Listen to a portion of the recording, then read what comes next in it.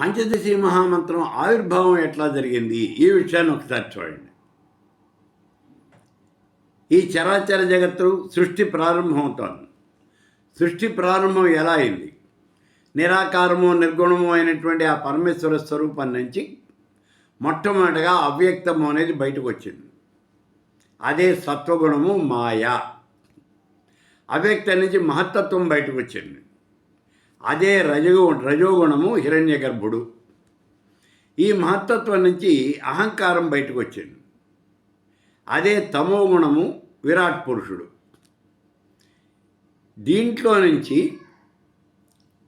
మొట్టమొదటిగా తన్మాత్రలు వచ్చినాయి. అంటే పంచభూతముల యొక్క సూక్ష్మ రూపాలు, శబ్ద స్పర్శ రూప రసగంధాలు వచ్చినాయి.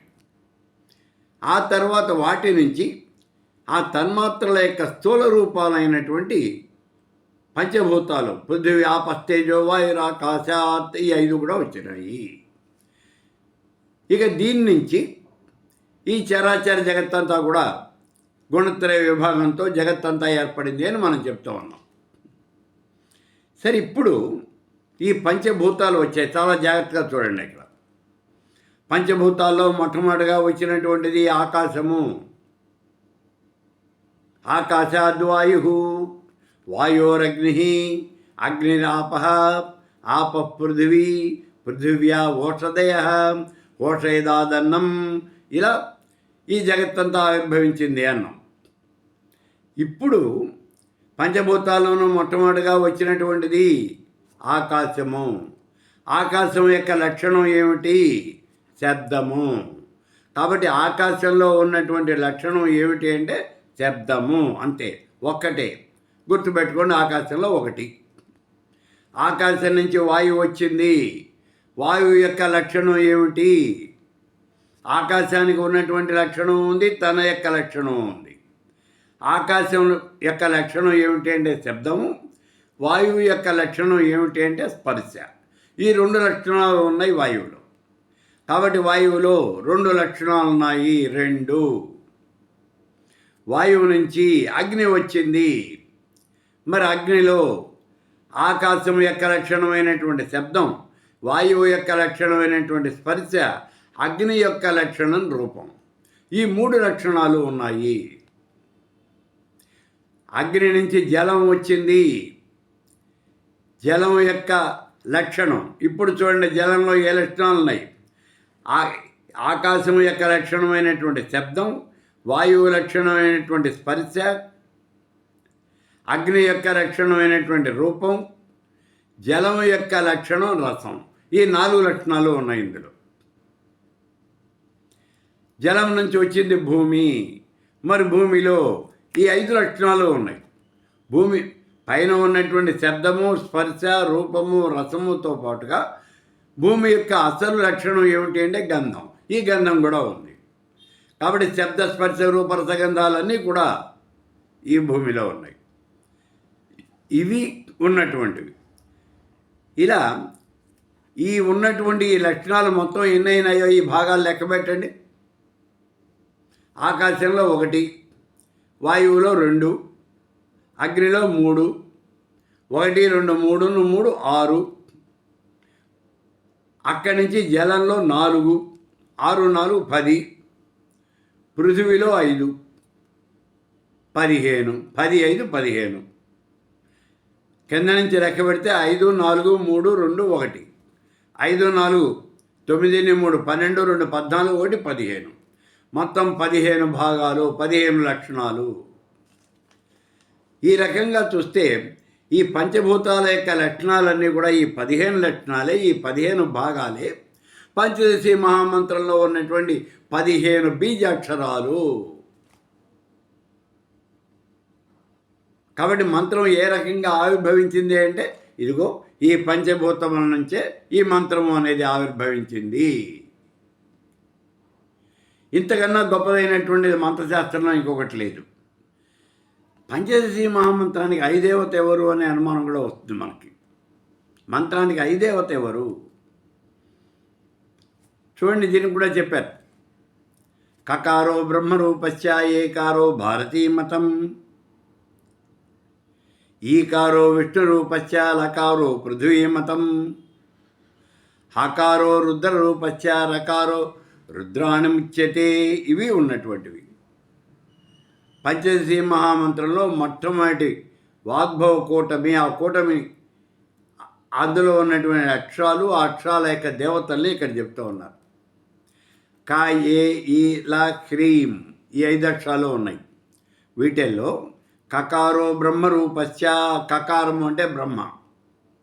ఏకారో భారతీ మతం, ఏ భారతి అంటే సరస్వతీదేవి, బ్రహ్మ భారతి. ఈకారో విష్ణురూపశ్చ, తర్వాత మంత్రం మూడో అక్షరం ఈ విష్ణువు, 4వ అక్షరం లకారం పృథివీ, అంటే ఇక్కడ విష్ణువు పృథివీ. ఇక ఆ తర్వాతది ఏమిటి అంటే హ్రీం, హ్రీంకారం అనేది, అందులో హకార రకారాలు 2 ఉన్నాయి. ఇందులో ఉన్నటువంటి హకారం ఎవరు అంటే రుద్రుడు. హకారో రుద్రరూపస్య, మరి రకారము రుద్రాణి, ఉమామహేశ్వరులు. కాబట్టి మొట్టమొదటి కూటమికి 5 దేవతలు ఎవరు అంటే త్రిమూర్తి ద్వంద్వము, వాణి హిరణ్యగర్భులు, లక్ష్మీనారాయణులు, ఉమామహేశ్వరులు. కాబట్టి మొట్టమొదటి కూటమికి అర్థం ఏమిటి అంటే త్రిమూర్తి ద్వంద్వము, అదే దేవతలు. మరి రెండవ కూటమిలో హకారాలు 2 సార్లు వస్తాయి. హసక హల హ్రీం, హస క హల, ఇక్కడ అంటే హ స క హ, 1వ అక్షరం 4వ అక్షరం ఈ 2 కూడా హకారం వస్తాయి. కాబట్టి ఏమంటున్నారంటే భాస్కరాయలు వారు, ఈ 2వసారి వచ్చినటువంటి ఈ 4వ అక్షరం ఉంది హకారం, దీన్ని ఇక్కడ నుంచి తీసేయండి. తీసేస్తే ఏమవుతుంది? హ స క ల హ్రీం అవుతుంది. 5 అక్షరాలే అవుతాయి, హ స క ల హ్రీం అవుతుంది. దీన్ని తీసుకెళ్ళి 3వ కూటమి ముందు పెట్టండి. 3వ కూటమి ఏంటి? సకల హ్రీం, దాని ముందు పెట్టండి, హసకల హ్రీం అవుతుంది. అప్పుడు 2వ కూటమి హసకల హ్రీమే, 3వ కూటమి కూడా అదే అవుతుంది, హసకల హ్రీం. 2, 3 కూటములు 2 ఒకటే అవుతాయి. ఇప్పుడు వాటికి ఏమిటి అంటే ఇందాటి మళ్ళీనే బ్రహ్మ భారతి, విష్ణువు పృథివీ, రుద్రుడు రుద్రాణి, వీళ్ళే 5 దేవతలు. కాబట్టి పంచదశి మహామంత్రానికి 5 దేవత ఎవరు అని అంటే సాక్షాత్తు పరమేశ్వర స్వరూపమే. త్రిమూర్తి ద్వంద్వము అంటే ఎవరు?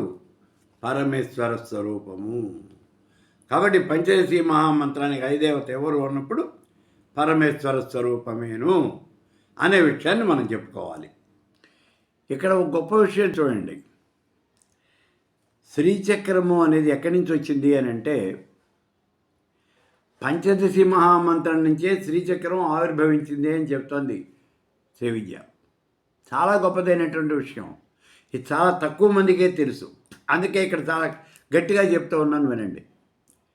శ్రీచక్రం ఎక్కడి నుంచి వచ్చింది, ఎలా వచ్చింది అంటే పంచదశి మహామంత్రం నుంచే శ్రీచక్రం ఆవిర్భవించింది అన్నారు. అంటే పంచదశి మహామంత్రంలో ఉన్నటువంటి బీజాక్షరాల వల్లనే ఆవిర్భవించింది. ఎలా అంటే పంచదశి మహామంత్రంలో ఉన్న అక్షరాలు మొత్తం రాసుకోండి. కయేల హ్రీం, హసకహల హ్రీం, సకల హ్రీం, అక్షరాలు మొత్తం రాసుకోండి. ఒకసారి వచ్చినటువంటి అక్షరాన్ని మళ్ళీ లెక్క పెట్టకుండా, మళ్ళీ రాకుండా చూడండి. అంటే ఒకే అక్షరం 2వసారి వస్తే ఆ అక్షరాన్ని కొట్టేయండి, తీసేయండి అక్కడి నుంచి. ఇప్పుడు మొట్టమొదట క అని ఉందనుకోండి, కయేల హ్రీం హసక, 2వ కూటమిలో మళ్ళీ అక్కడ కకారం వచ్చింది కాబట్టి 2వ కూటమిలో ఉన్న కకారం కొట్టేయండి. అలాగే ఏ క ఏ అనేది ఒక్కసారే ఉంది, ఈ అది కూడా ఒక్కసారే ఉంది, లా ఈ లకారం మళ్ళీ ఉంది చూడండి. మొట్టమొదటి కూటమిలో కయేలా, 2వ కూటమిలో హసకహల, 3వ కూటమిలో సకల, ఈ రెండు రెండో కూటమి మూడో కూటమిలో ఉన్న లకారాలు కొట్టేయండి. ఇలా మళ్ళీ వచ్చినటువంటి అక్షరాన్ని కొట్టేస్తూ ఇలా కనుక లెక్క వేస్తే మొత్తం మనకి 9 అక్షరాలే మిగులుతాయి. పంచదశి మహామంత్రంలో 9 అక్షరాలే మిగులుతాయి. ఈ 9 అక్షరాల వల్లే శ్రీచక్రంలో ఉన్నటువంటి 9 ఆవరణలు కూడా ఏర్పడ్డాయి అనే విషయాన్ని ఇక్కడ చెప్తూ ఉన్నారు. ఎలా? భూమిశ్చంద్ర శివో మాయా శక్తి కృష్ణమాదనౌ అర్ధచంద్రస్య బిందుశ్చ నవార్ణో మేరు రుచ్యతే. ఇప్పుడు మొట్టమొదట భూపురం లకారము అనేది భూతత్వాత్మకమైనటువంటిది. ముందుగా ఒక పని చేద్దాం, ఈ మిగిలినటువంటి ఈ అక్షరాలు దేనికి ప్రతీకం అనేది చూద్దాం. లకారము భూమికి ప్రతీక, సకారము చంద్రుడికి ప్రతీక, హకారము శివుడికి ప్రతీక, ఈకారము మాయా, ఏకారము శక్తి, కృష్ణమాద్య అంటే రేఫ, అలాగే కకారము మదనుడు, నాదము అర్ధచంద్రం, బిందువు. ఇలా భూమి చంద్ర శివమాయ శక్తి కృష్ణమాదనవు అర్ధచంద్రస్య బిందుశ్చ నవార్ణో మేరురుచ్యతే. ఈ 9 అక్షరాల యొక్క సముదాయమే ఈ శ్రీచక్రము. ఇప్పుడు ఇది ఎలాగా చూడండి. లకారము అనేది పృథ్వీ బీజం, దీనివల్లనే శ్రీచక్రంలో భూపురము ఇది ఏర్పడింది. రెండోది సకారము, ఇది చంద్రబీజం, దీనివల్ల షోడశ దళాలు ఉన్నటువంటి ఆ షోడశ దళం ఏర్పడింది. ఇందులో షోడశ కళలు, చంద్రుడి యొక్క కళలు ఉంటాయి. మూడోది హకారము శివబీజము, ఇది అష్టమూర్త్యాత్మకము, దీనివల్లనే అష్టదళము అనేది ఆవిర్భవించింది. నాలుగవది ఈకారము, ఇది మాయాబీజం, అందుచేత చతుర్దశ భువనాత్మకమైనటువంటి చతుర్దశారము 14 కోణముల యొక్క చక్రం ఇది ఆవిర్భవించింది. ఐదవది ఏకారము, ఇది శక్తి బీజం, దీనివల్ల దశావతారాలకి ప్రతీకగా బహిర్దశారము అనేది ఏర్పడింది. ఆరవది రకారము, ఇది అగ్నిబీజం, అగ్ని కళలు 10, ఈ అగ్ని కళలకు ప్రతీకగా అంతర్దశారము అనేది ఏర్పడింది. ఏడవది కకారము, మన్మథ బీజం, ఇది వసుకోణాత్మకము, అంటే 8 కోణములు కలిగినటువంటిది, దీనివల్లనే అష్టకోణము అనేది ఏర్పడింది. అర్ధచంద్రము త్రిగుణాత్మకం, దీనివల్ల త్రికోణం ఏర్పడింది. అర్ధచంద్రం తర్వాత బిందువు, ఆ బిందువు వల్లనే పరబ్రహ్మాత్మకం ఇది, దానివల్ల బిందువు ఏర్పడింది. అదే శివశక్తుల యొక్క స్వరూపము మహాత్రిపుర సుందరి ఈ బిందువులోనే ఉంటుంది. ఈ రకంగా ఈ శ్రీచక్రము అనేది ఎలా ఏర్పడింది అని అంటే పూర్తిగా ఆ పంచదశి మహామంత్రంలో ఉన్నటువంటి బీజాక్షరాల వల్లనే ఈ శ్రీచక్రంలో ఉన్నటువంటి 9 ఆవరణలు కూడా ఏర్పడ్డాయి అని చెప్తున్నది ఇక్కడ. పంచదశి మహామంత్రంలో అక్షరాలు ఎన్ని ఉంటాయి? ఇది చాలా గొప్పదైనటువంటి ప్రశ్న, చాలా గొప్పదైనటువంటి ప్రశ్న. పంచదశి, పంచ అంటే 5 అని, దశ అంటే 10 అని, 5, 10 రెండూ కలిపితే 15. కాబట్టి పంచదశి మహామంత్రంలో అక్షరాలు ఎన్నుంటాయి అంటే 15 అక్షరాలు అనే మాట కళ్ళు మూసుకుని చెప్పేయచ్చు. 2 కళ్ళు మూసుకుని చెప్పేయచ్చు మనం. అయితే మరి ఇక్కడ 15 అక్షరాలే ఉంటాయా? ఉంటాయనే చెబుతోంది ఇప్పుడు, కానీ ఉంటాయా? పంచదశి మహామంత్రాన్ని ఉపాసించి తరించినటువంటి వాళ్ళలో మహానుభావులు కొంతమంది ఉన్నారు. వాళ్ళు 12 మందిని మనం లెక్క చెప్తూ ఉన్నారు.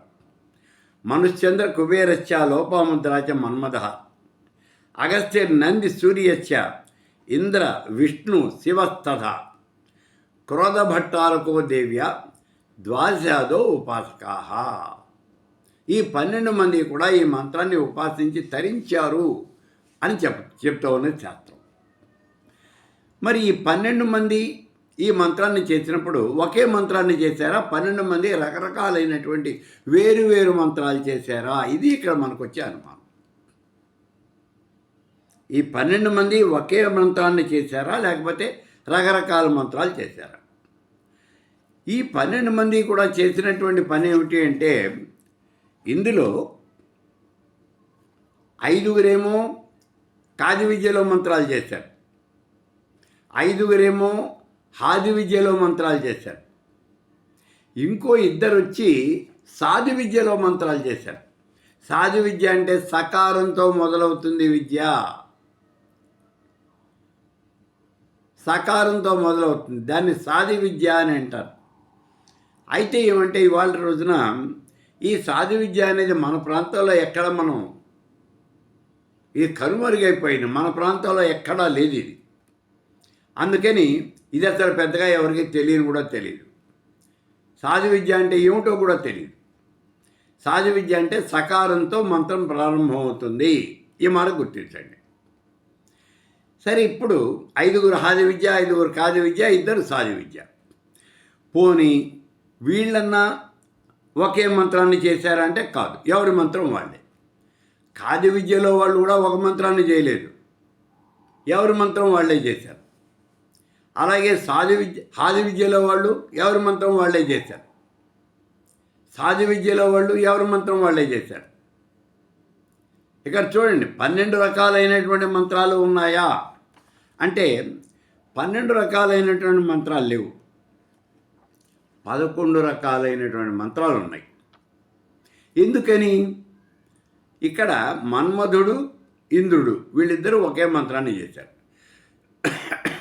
మన్మధుడు ఇంద్రుడు. కాబట్టి వాళ్ళిద్దరిది ఒకటే మంత్రం, మిగిలిన వాళ్ళ మంత్రాలని వేరు వేరు, ఎవరి మంత్రం వాళ్ళదే. ఇలా కనుక మనం చూసినట్లయితే ఇందులో ఈ 12 మందిలోనూ కూడా అతి తక్కువ అక్షరాలు ఉన్నటువంటి మంత్రం ఏది అంటే నందీశ్వరుడు ఉపాసించినటువంటి మంత్రం.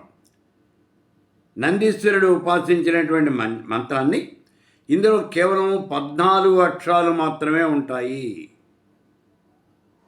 అది సాధు విద్యలో ఉన్నటువంటి మంత్రం, అది కేవలం 14 అక్షరాలే. మరి అతి ఎక్కువ అక్షరాలు ఉన్నటువంటి మంత్రము విష్ణువు ఉపాసించినటువంటి మంత్రము, అదేమో 29 అక్షరాలు ఉంటాయి. అందులో చూడండి, 29 అక్షరాలు ఉంటాయి. అదేమిటండి అన్నీ ఉంటాయా? మీరు అట్లా ఏమనుకోక్కర్లేదు. శివుడు ఉపాసించిన మంత్రంలో 28 అక్షరాలు ఉంటాయి, తక్కువేం తినలేదు. కాబట్టి ఎవరి మంత్రం వాళ్ళది. అందుకే ఇక్కడ మొత్తం మీద కనుక చూసినట్లయితే ఇందాక మనం చెప్పుకున్నాం, కాది విద్యలోనేమో కామరాజ మంత్రము, హాది విద్యలోనేమో లోపముద్ర మంత్రము శ్రేష్టమైనటువంటివి అని చెప్పాం. ఇప్పుడు మనం కనుక చూస్తే కామరాజ మంత్రంలో కయేయల హ్రీం హసకహల హ్రీం సకల హ్రీం మొత్తం 15 అక్షరాలే ఉంటాయి. లోపముద్ర ఉపాసించిన మంత్రంలో హసకల హ్రీం హసకహల హ్రీం సకల హ్రీం 15 అక్షరాలే ఉంటాయి. కాబట్టి మొత్తం మీద ప్రశస్తమైనటువంటి 2 మంత్రాల్లోనూ కూడా 15 అక్షరాలే ఉన్నాయి. కాబట్టి శ్రీ విద్యలో ఈ పంచదశి మహామంత్రంలో బీజాక్షరాలు ఎన్ని అంటే 15 అని చెప్పేస్తాం అంతే. కాబట్టి ఈ పంచదశి మహామంత్రంలో అక్షరాలు ఎన్ని అంటే 15 అంతే. ఇప్పుడు మనం పంచదశి మహామంత్రాన్ని చూద్దాం.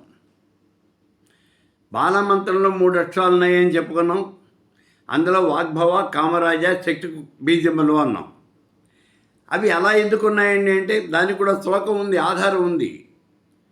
వాగ్భవం ప్రథమ బీజం, కామరాజం ద్వితీయకం, తృతీయం శక్తికూటాఖ్యం. ఇలా 3 అక్షరాలు ఉన్నాయి అన్నారు. ఆ 3 అక్షరాలే పంచదశి మహామంత్రంలోకి వచ్చేప్పటికి 3 కూటములుగా చెప్పబడ్డాయి.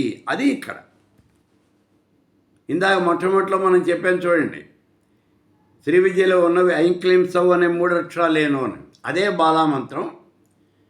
అక్కడ 3 బీజాక్షరాలే ఇక్కడ 3 కూటములుగా వాగ్భవ కూటమి, కామరాజ కూటమి, శక్తి కూటమి అని 3 కూటములుగా చెప్పబడ్డాయి. అవే 3 బీజాక్షరాలు. ఇవి 3 కూటములుగా చెప్పబడుతూ ఉన్నాయి. ఈ 3 కూటములు ఏమిటివి?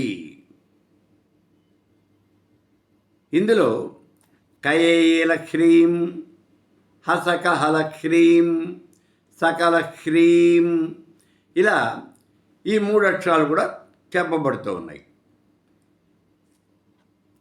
ఈ 3 అక్షరాలు అంటే 3 వాగ్భవ, కామరాజ, శక్తి బీజాలు 3 కూడా ఇక్కడ 3 కూటములుగా చెప్పబడ్డాయి. ఈ 3 కూటములు కలిపి ఇందులో మొత్తం మీద 15 అక్షరములు అవుతూ ఉన్నాయి. 15 అక్షరాలు అంటే ఎట్లా? క ఏ ఈ ల హ్రీం 5, హ స క హ ల హ్రీం 6, 5 6 11, స క ల హ్రీం 4, మొత్తం కలిపి 15 అక్షరాలు. ఇప్పుడు చాలామందికి అనుమానం వస్తుంది, చిన్నదేంటి పెద్ద అనుమానమే వస్తుంది. ఏమండి, మంత్రం అనేది అత్యంత రహస్యం, అత్యంత గోప్యం కదా, ఎవరికి చెప్పకూడదు అని కదా శాస్త్రం. మరి మీరేమో కూర్చున్నట్లా ఈ మంత్రాలని చెప్పేస్తున్నారు, మరి అలా చెప్పకూడదు కదా, ఈ శాస్త్ర విరుద్ధం కదా, ఇది అనుమానం వస్తుంది మీకు. ఏమీ కాదు, మంత్రాలు చెప్పకూడదన్నారు. ఎవరికి చెప్పకూడదు? నదేయం పరశిష్యభ్యో నాస్తికేభ్యో నచేశ్వరి అన్నాడు. ఈశ్వరుడు చెప్పాడు ఇది. అంటే ఈ మంత్రాన్ని చెప్పొద్దు అన్నాడు. ఎవరికి? ఇతరులకి చెప్పకూడదు, అంటే ఇతర సంప్రదాయాల్లో ఉన్న వాళ్ళకి చెప్పకూడదు. అంటే శ్రీ విద్యా మంత్రాలు తీసుకెళ్ళి వైష్ణవులకి, శైవులకి చెప్పకూడదు. అది చేయవలసినటువంటి పని. అంతేకాకుండా నాస్తికేభ్యో నచేశ్వరి, నాస్తికులకు కూడా ఈ మంత్రాలను గురించి, ఈ శాస్త్రాన్ని గురించి చెప్పకూడదు. అది ఇక్కడ చెప్పింది. అంతేగాని ఎవరికీ చెప్పకూడదు అని కాదు. మీరంతా శ్రీ విద్యాపరులు, మీకందరికీ మంత్రం తెలుసు. మరి మీకు మంత్రం చెప్పడంలో నాకు అభ్యంతరం ఏమిటి అసలు? కాబట్టి అటువంటి దోషం అనేది ఏమీ ఉండదు. ఒకవేళ దాని గురించి ఏమైనా ఆలోచన మీ బుర్రలో ఉంటే దాన్ని తుడిచేయండి. ఇప్పుడు మొత్తం మీద ఈ 15 బీజాక్షరాలతో ఈ పంచదశి మహామంత్రము అనేది మనకి కనిపిస్తూ ఉన్నది. Please like and subscribe the channel. To more notifications, press bell icon.